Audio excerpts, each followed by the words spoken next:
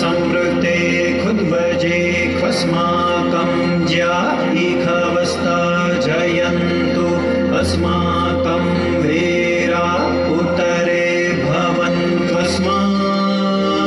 उदेवा अवता हवेखो अमेखां चित्तं प्रतिलोभयन्ते गृहाणां धान्यत्वे परेहि अविप्रेः निर्दह हृत्सुशोकैरन्धेन मित्रास्तमसा सचन्ताम् अवसृष्टा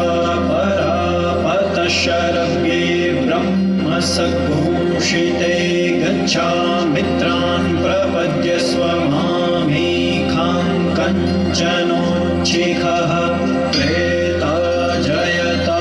नर इन्द्रो वः शर्म यच्छतु उग्रावः सन्तु बाहवो नादृख्या यथा सथ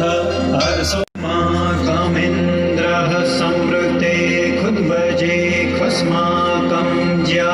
इखवस्ता जयन्तु अस्माकं वीरा उतरे भवन्त्वस्मात्